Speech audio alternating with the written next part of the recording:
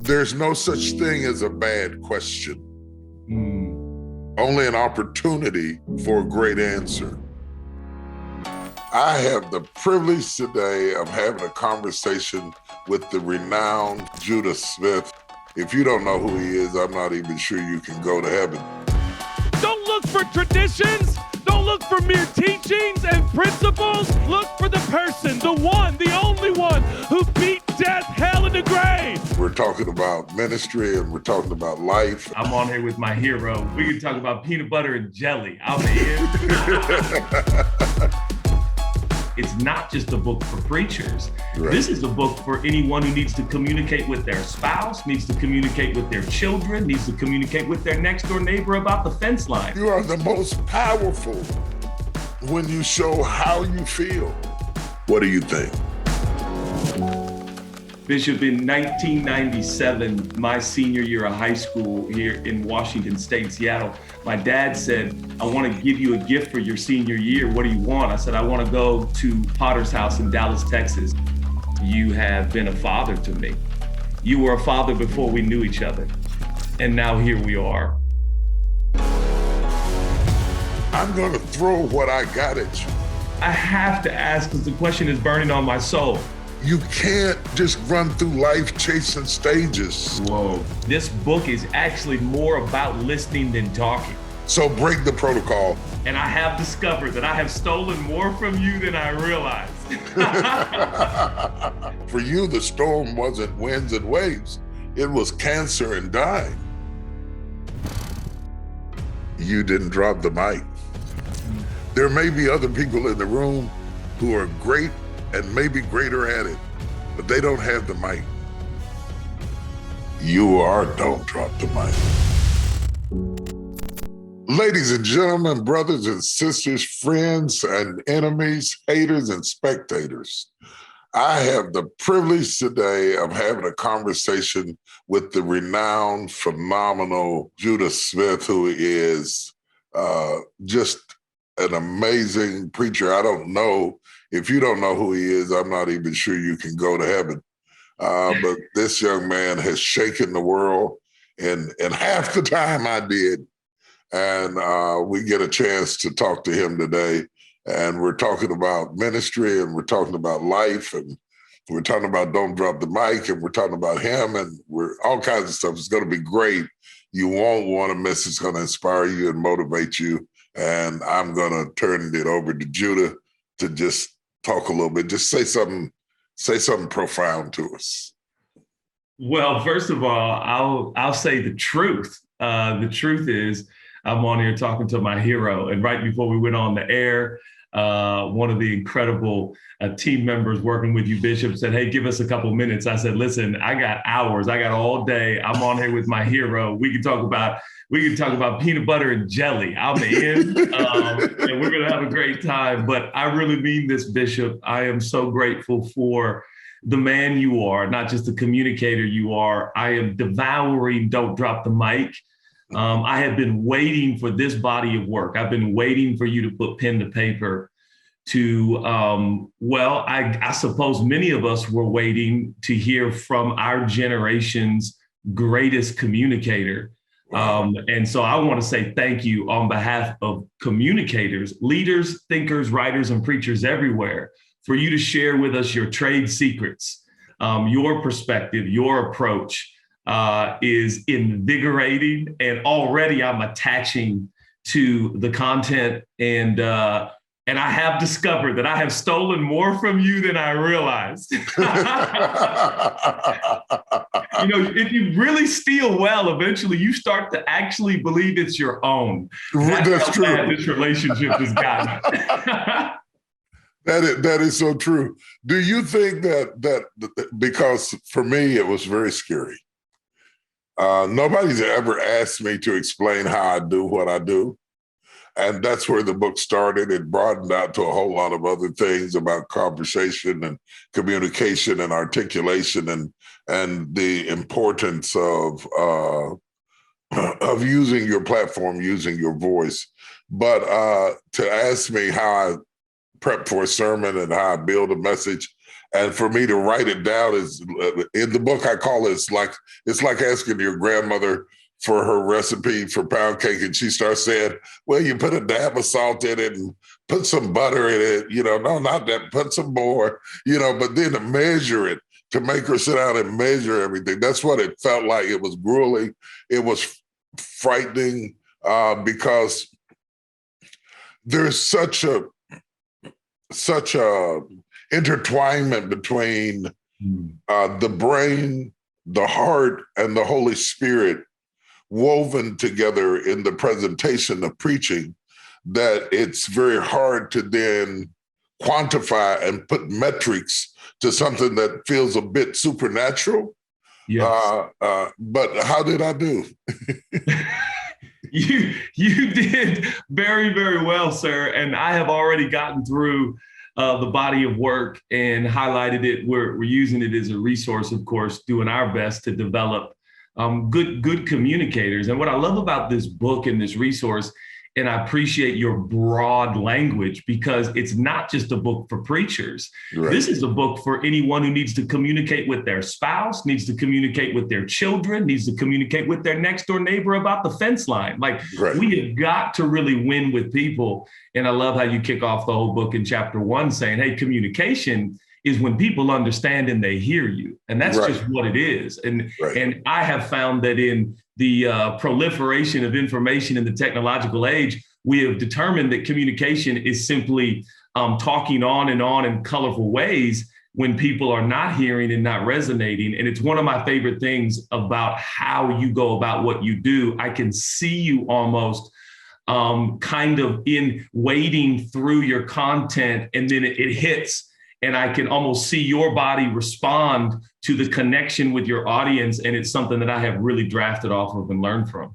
Well, it's a funny thing when you talk about the broadness of communication. I was having trouble communicating with one of my sons. and my wife said to me, he's me. Whoa. She said, think about him as if you were talking to me. And it opened up the world for me because I really understand her. And I was having trouble understanding him because I was weighing him against me. But when she said he's me, I knew exactly what to say to him, because if you don't understand your audience, whether it's an audience of 1,000, 10,000, or an audience of one, no matter how much you love them and how important it is to you, you can miscommunicate and misunderstand his reactions. And sometimes I mistook his reluctance for obstinance when it's really insecurity. Wow. And when she opened it up to me, our relationship went from 70 to 95 just by understanding me, not misinterpreting his response and his reactions or lack thereof.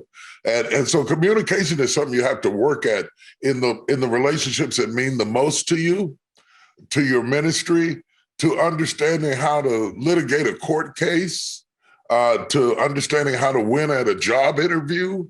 Don't drop the mic. Whether you get the job or not has a lot to do with what you say in the interview. And it could be one phrase that captivates the room and closes the deal, gets the job, gets the contract, gets the benefit. Don't drop the mic is really about don't give up on the power of language and communication and passion and authenticity. Not to be afraid to be authentic. And I think we work so hard sometimes at not showing how we feel, when you are the most powerful when you show how you feel. I heard you preach at Hillsong, and you preached about Jesus being asleep on the boat, and you talked about how you had named the pillows, and you talked about the names of the pillows, and you talked about Jesus being asleep on the pillow, and you built this whole case about the pillow and Jesus being asleep on the pillow, and then in the middle of the message, you started talking about your dad and his battle with cancer and what that was like to go through. And the more real, the more transparent you became about being a son, losing his father, the more powerful the message became, because for you, the storm wasn't winds and waves. It was cancer and dying. And you, how many years ago has that been? Boy, that was almost 12 years ago. And I can quote almost the entire sermon, because that comes from the heart reaches the heart. Bishop, in 1997, my senior year of high school here in Washington State, Seattle, my dad said, I want to give you a gift for your senior year. What do you want? I said, I want to go to Potter's House in Dallas, Texas. It had just begun to, I think, was it 96, 95 you started Potter's House? 96. 96. So 97, I showed up in the very back row and you were preaching on Mephibosheth. Oh, God. And I'll one-up you because I can remember that sermon as well. And you were on the stage and you were dragging yourself across the stage and you were speaking again. And I'd heard you preach on Mephibosheth before. And I was so captivated with your brokenness and vulnerability, which leads me to a question I've been burning to ask you. Most communicators, and so I'm going to ask you kind of a two-part question because I'm going to also throw in, is this the answer? But here's my question. How do you break out of being a one-dimensional communicator, meaning you only have the capacity and the ability to communicate to people like you, or people who think like you, or people who've had the same upbringing as you? Is it authenticity? Is it showing your brokenness? How do you broaden your reach or connectability as a communicator? First of all, we have distinctives that have to be understood and appreciated. I think you have to study your audience as hard as you study your text. Wow. Yeah, and most people don't do that.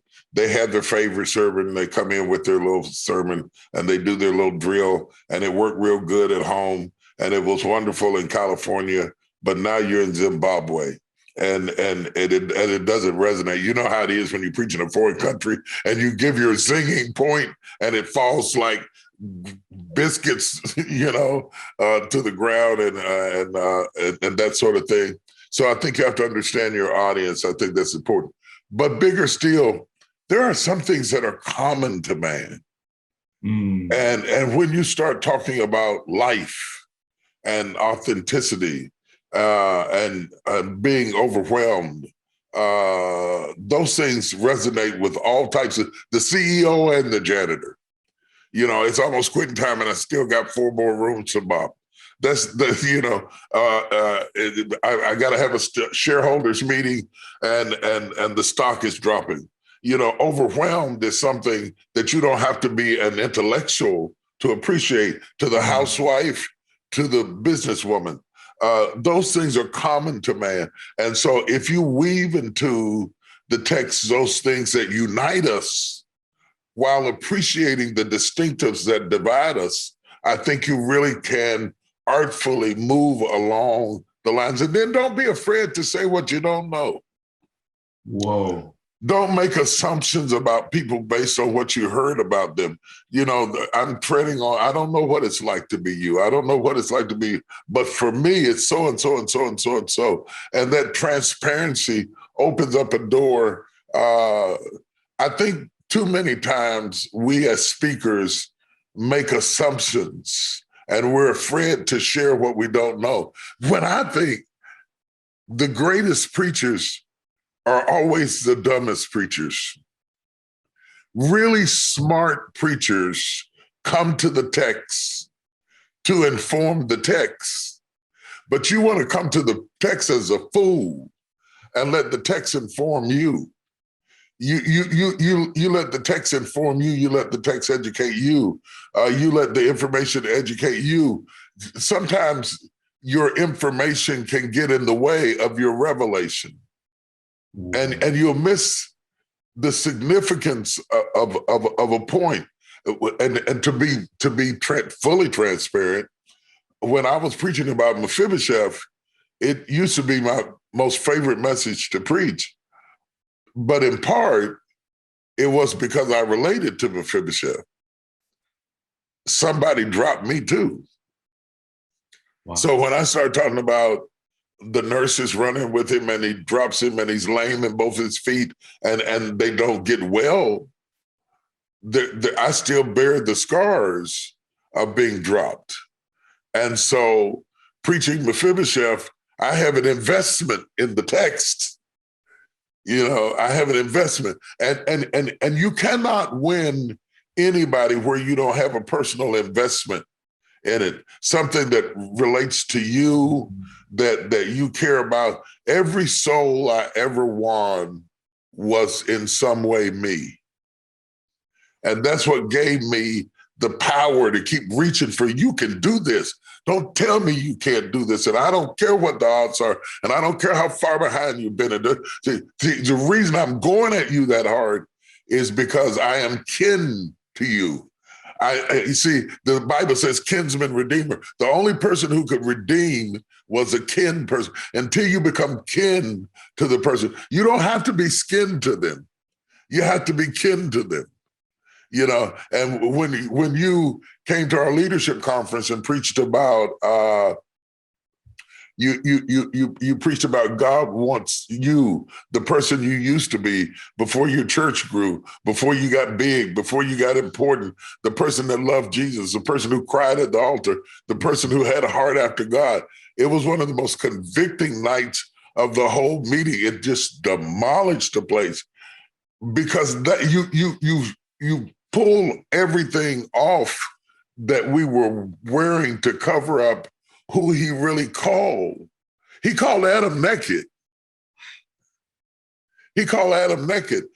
Come out of those fig leaves. In order for you to get the coats of many colors, the coats of skin that I made for you, you have to come out of your fig leaves. And all of us have our fig leaves, our camouflage. Yes, so we can blend in with the trees and maybe he won't see me. You know, I think it's interesting that the blind man, when Jesus first touched him, said he saw men walking as trees. And the first man hid amongst the trees covered in leaves. And I think all of us have our camouflage. And ministry is never to your persona, it's to you. It's not to your image, it's to you. Christ doesn't come to minister to who you appear to be. He comes to minister to who you are. And you had a way of getting behind the mask and dealing with us. And I think, you know, I hope that conversations amongst couples, amongst families, amongst business people, between executives and staff, between managers and teams are born out of don't drop the mic, that the person who's running the shoe department at Neiman Marcus becomes better at communicating with their staff because they begin to understand and empathize that this particular lady just lost her mother. And this lady was late because she has to drive across town to the babysitter and get back in traffic, and to not just be rigid and so rule-oriented that we have no empathy for what somebody's situation is. Bishop, in all that you're saying, one of the things that really sticks out to me, and I want to ask you to just comment a little bit further, if you will, the trajectory of preaching within the church. If we could just look at that for a second. I think as a young man listening to Silence of the Lambs, listening to you say things that my dad died at 16 and forgot to tell me who I was. And maybe that was the beginning of the connection with Mephibosheth. You are the shepherd of the shattered. These are statements that you've used. And as a young man, they were branded in my soul because something inside of me said, I think we're supposed to be broken communicators. I think we're supposed to, the oil flows through the brokenness. And I felt like you have been such a pioneer, really a man before your time, because no one would have ever predicted what the technological age would have ushered in terms of followers now in social media. They are resonating far more with popular figures as friends and not celebrities. All of my tech friends who build tech companies are saying that those with significant platform, their followers see them as their friend more than they see them as this austere, unreachable celebrity who is beyond them. Yeah. So my question is, I am hoping that the trend of gospel preaching continues to go in the direction of brokenness. Is it going that way? Do you feel like there's something we can do to ensure that it does? Because sometimes I still witness within myself, let alone my own peers, that desire again to make sure the platform is very high and the man of God is very holy. Yeah, but you come from generational preaching. Even though you're millennial, you come with a strong boomer footprint on you, and we were the masters of camouflage. Wow, we were the masters of image. What goes on in this house stays in this house. That was the way we were raised.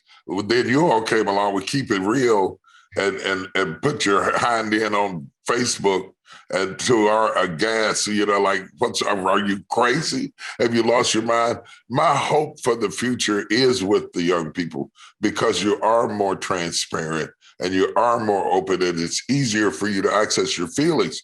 What you don't know is, as reserved as we were, our fathers were worse.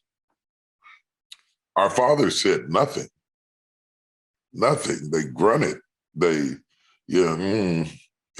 was, you couldn't get through that cement wall to find out what they thought till they were dying. And sometimes even then, you didn't know who they really were. It was, be seen and not heard. Send the children out the room. You never really got to know who they were, which means you don't really get to know who you are. So we were like way better than them, but fell quite short of being you. And I think every generation brings its own flavor to it. I think that there is an authentic flow that is moving through the body of Christ that people are find more welcoming, because it's intimidating to be around a perfect person. Yes.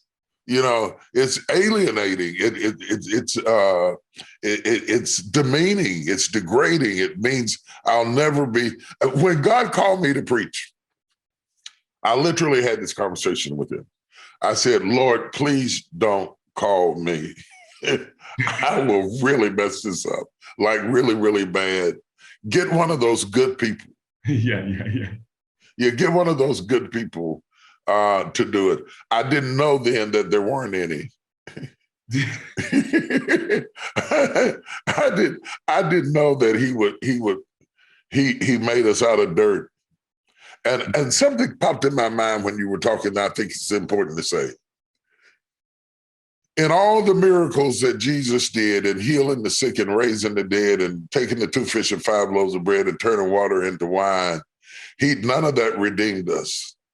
But when they stripped him naked and he bled out in front of us, and in bleeding out, he saved all of us.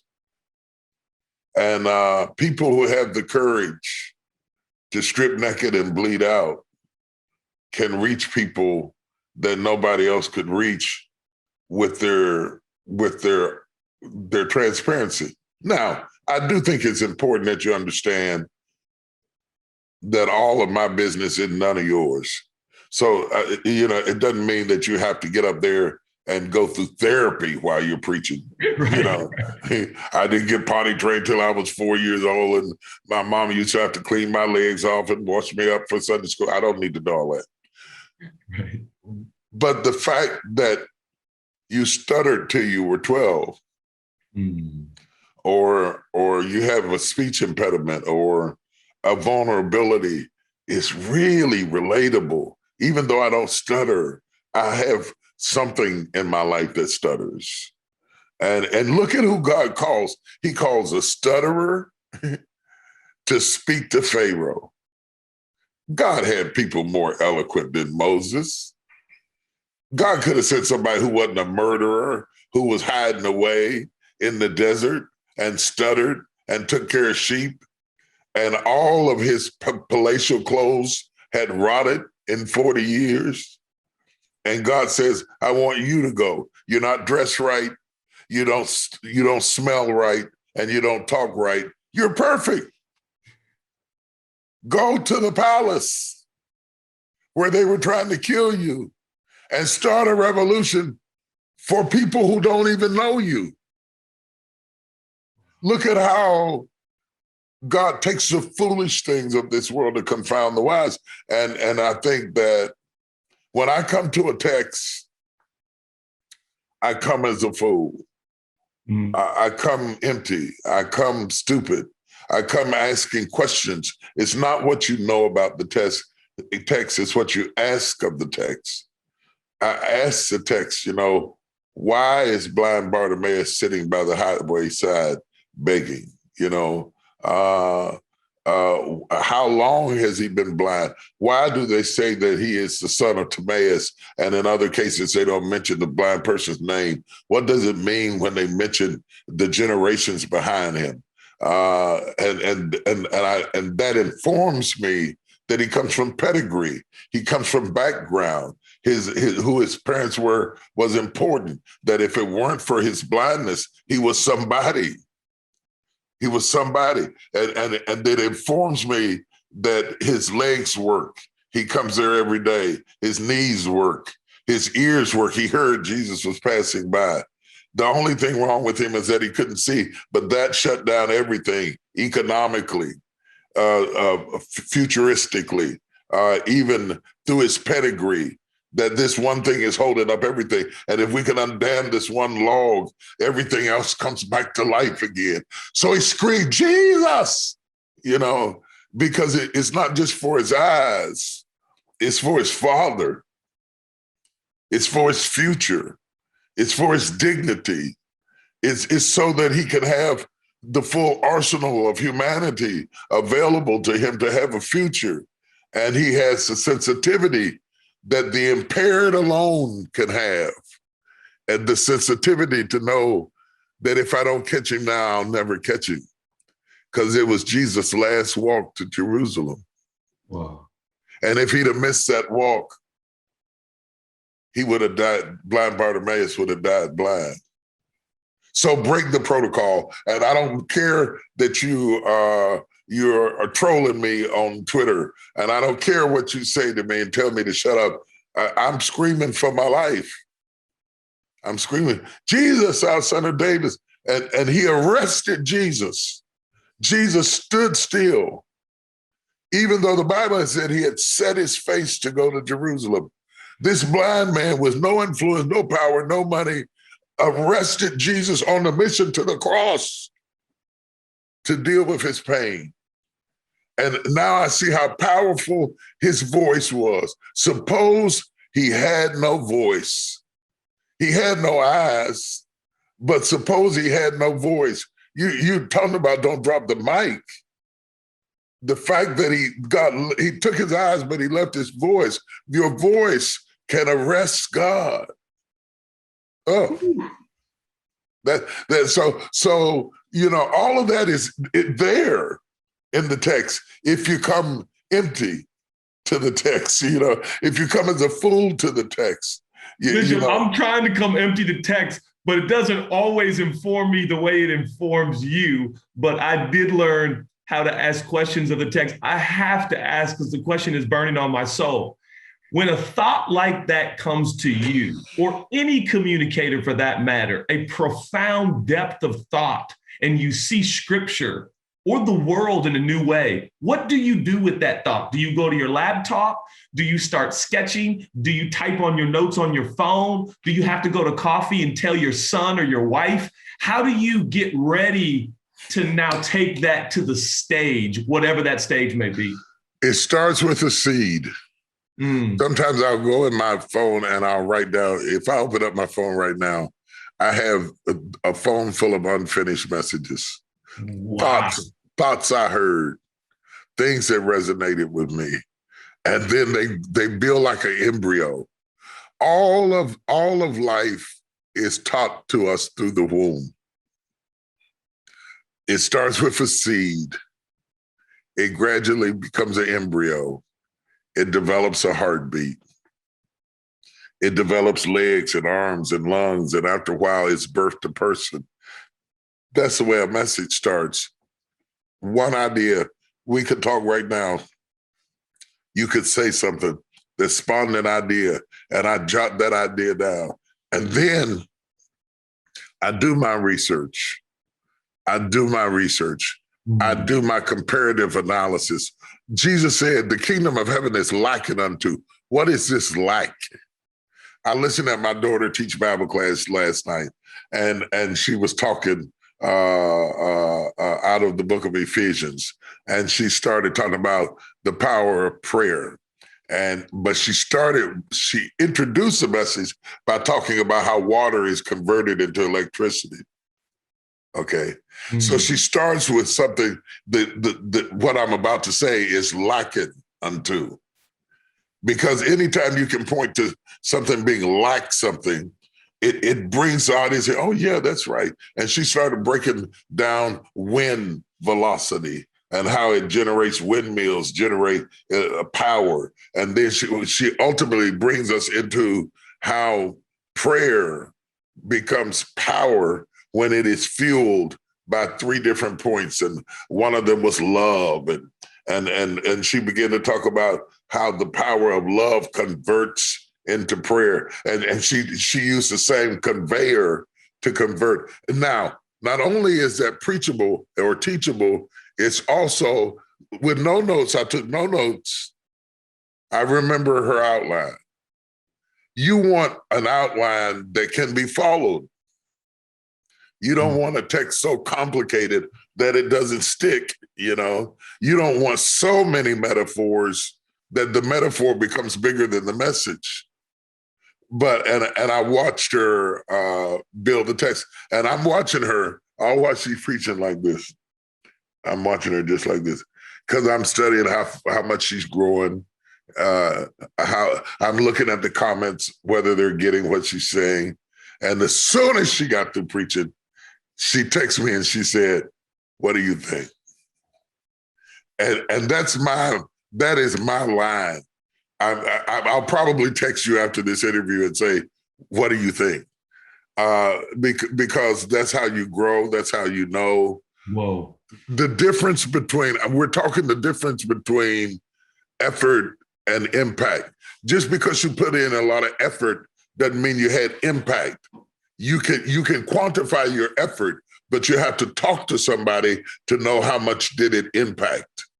Okay. I hit your car. I was doing 40 miles an hour, but it's only when I look at your car do I see what an impact it had or did not have on the car. So you can't determine impact by yourself. Impact is determined when you say, "What do you think?" So feedback for you is essential anytime you're communicating. Oh, absolutely. And feedback from a wide array of people, not just people who like you, you know, because to the pure, all things are pure. I just did an interview with the Atlantic Monthly, and the first thing I texted my PR guy after the interview and said, "What do you think?" You know, it was a deep dive. The Atlantic is not called Monthly anymore. The Atlantic is a very high-end Washington influential thought leader, and they're always excellent. Their interviewers are always good, and the best interviewer doesn't make the interview feel like an interview. You forget that they are leading you down the trail. And she was great and smart, as smart as a butcher's knife. I mean, and when she got through taking me through the ringer, she took me everywhere: religion, politics, race. We went everywhere. And I'm having to be sure there's no such thing as a bad question. only an opportunity for a great answer. Wow. They're not going to even print the question. They're only going to print the answer. So don't get so caught up in the question that you become irresponsible with the answer. And the bigger your audience, you have to take into consideration, there's a great deal of difference between talking to Fox News and talking to CNN or talking to CBN, or it's the example I really want to make, or TBN. Faith has a different language.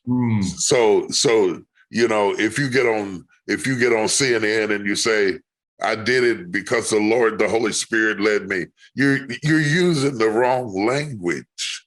You're speaking Spanish, but you're in Paris. You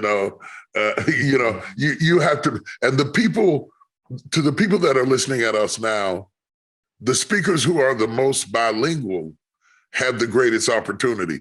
Paul ends up writing most of the New Testament, not because he had so many experiences with Jesus. Because of all the disciples, he had the least experiences with Jesus. He never walked with Jesus. He wasn't on the boat with Jesus when Jesus walked out on the water. He didn't see the 2 fish and 5 loaves of bread. Yet he writes most of the New Testament. You know why? He's multilingual. Wow. And the book talks about being able to speak at Hillsong, being able to speak at a golf tournament, being able to speak at a bar mitzvah, being able to speak to the Senate, and to go to the Church of God in Christ. How do you learn to expand your language and to know when certain language is appropriate? You have to break out of your routine and start visiting places where you have not been invited and observe. See, most of us really don't dedicate ourselves enough. We only go when we're invited, and we only go on the night we speak. And we come in like we're Tina Turner, and we do our little number, and we march out of there. And you'll never be great like that. You have to walk into rooms that you're not invited in. You have to go into things that are outside of your wheelhouse and watch and listen and learn.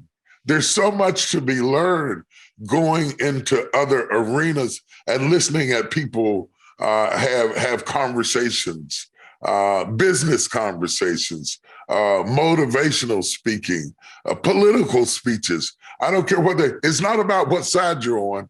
How well did they deliver? How well did they get that? What can you learn about? How did they handle tough questions?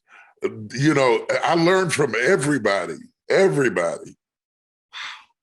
Can I ask you, I got so many questions, and and if anyone out there thinks I'm doing this for me, ladies and gentlemen, I'm about to get some answers I need right now. One of the things I have learned from you is study yourself full, pray yourself hot, let yourself go. Can you put some language to what does it mean to let yourself go? How do you let yourself go? Because the metaphor of the embryo and the seed, I have felt, and I don't mean to be crude, I'll be very careful, but I have aborted so many messages that I know had impetus and power, and in their seed form, they were alive and brilliant. But by the time I tried to deliver, it came out as flat as a pancake. Yeah. And you go home and your head spins and you're like, I really thought I was going to be Bishop Jakes tonight. Like I really, really felt like this was my moment, and it comes out flat. How do you let yourself go if in fact those two comments and questions coincide? One thing I want to mention, you left out something that I think is probably the most important part of the equation, is study yourself full. Well, that's one. Number 2 is think yourself clear. That's right. If you don't think yourself clear, thinking is the digestion of the mind. So thinking yourself clear means I got all of this information. What am I going to say first? What order should I release this information in? Thinking yourself clear so that it has continuity is very important. Then pray yourself out and then let yourself go. Let yourself go is really not about getting up there and jumping around like a banshee warrior. It's really about owning the moment. Mm. This is my moment. Nobody has this mic but me. Mm. There may be other people in the room who are great and maybe greater at it, but they don't have the mic. This is my moment. And owning that moment and stepping into that moment and letting yourself, for the next 30 minutes, 15 minutes, 45 minutes, hour, however long it is, own that moment. And owning it means I'm going to throw what I got at you. David comes against Goliath, and Goliath is making fun of you send this little boy out here. Does he think I'm a dog? He doesn't have anything. He hadn't been trained. He has no shield. He has no sword. That's all right. I'm going to throw what I got at you because this is my moment. And so you see David start winding it up. He believes in what he has. Oof. And to believe in what God has given you. I don't care how they make fun of it. I cannot tell you how many times I've walked on platforms where people thought I wasn't good enough to be there. But to believe in what God has given you is important. By the way, I have aborted moments where I did not believe in what He'd given me. And so you learn as much from your failures as you do from your successes. And I found out the difference between the great times and the bad times is how I own the moment. You own the moment. It's easier to own the moment when you feel the love and support of the people behind you. And I'm not talking about the people in front of you. I'm talking about the people behind you. It is hardest to preach in a place where there is no affinity relationship with the person who invited you, because they've extended you a moment, but there's a certain discomfort because you don't know whether they have an ego, you don't know whether they have an attitude. You're kind of out there in the dark, and I don't like to go anymore into a lot of places where we don't have relationship, because babies are born out of relationship. Oof. Babies are born out of relationship. You could jump off a plane, walk on my stage, face a crowd you didn't know because you knew me. That relationship, that cross-pollination of relationship creates birth. And so one of the things I think that's important that the younger generation has to do a better job at is building relationships. They tend to be transactional, and they tend to operate in an opportunistic way rather than to do the diligence of doing things that don't put you on the stage, don't make any money, but it builds relationship. Bishop, how are we going to, I mean, we're just going to go 3 more hours, right? Because I just have to ask you a question on that regard, because my heart is aching on this day, because I feel like the 40-somethings, which I'm a part of, or the 30-somethings that I'm so invested in, and the 20-somethings that I'm doing my best to put my strength behind them. But I feel like the relationship piece you just spoke to, when you're young, and I'm trying to stay young in my mind, but when you're young, you hear these old people talking about, I just want relationship, I just want friendship. And you're thinking, I just want to be on the biggest, best stage and affect the most people. But how do you, in the vigor of your youth, how do you make that shift and really wrap your arms around the actual eternal nature of relationship over opportunity and career? You're asking for effect. I'm pleading for the cause. See, one person says you need to build relationship. The other person says, I just want to be on the biggest stage. The way to get to the biggest stage is to build the best relationship. That's, people call who they know. People You know who I let in my house? People I know. I'm not going to open up the door and let somebody into my house I don't know. And I'm not saying that you build a relationship purely for the opportunity. Yes, sir. The relationships have intrinsic value. When you're in trouble, when you're down, when you need advice, when you need counseling. I can't tell you, I wouldn't be here today. I would not be here today if it wasn't for the cadre of relationships. I have relationships with people that don't have anything to do with Jesus, but they may be able to help with taxes, or they may be able to help with some political problem. To be able to pick up the phone and say, I need to find somebody who is adept at doing such and such and such and such. I know somebody, they don't always pay off. Everything is not about the stage. Once you get to the stage is going to demand things of you. Like you build this great church, now you need a great building. Now you need a relationship with the bank, or you need a relationship with the contractor, or you need a relationship with somebody on the city council. You can't just run through life chasing stages, because the stage has something tied to it that's connected to it, that's important. It's not always about that moment, that one moment. That one moment has children.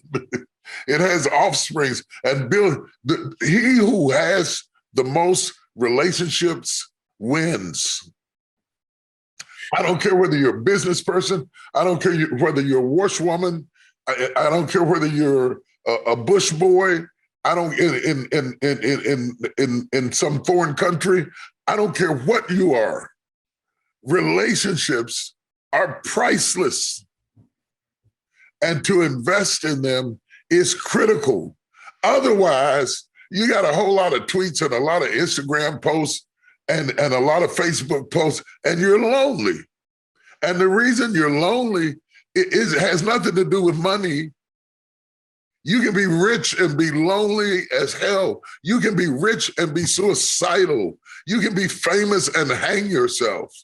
Relationships, the feeling of being loved and appreciated and being able to spill your guts. We've been in a pandemic for a year in isolation. Relationships, if we don't learn anything else from COVID, we should learn how important relationships are. Relationships are the substratum of therapy and counseling and help. Before we had therapists, we had grandmama and big mama and Aunt Lucy and Fred and Uncle Alfie. And we'd sit up fishing with Uncle Alfie and we would talk to him. We have lost communication. And I am screaming in this book for communication. Bishop, why are prominent communicators so lonely?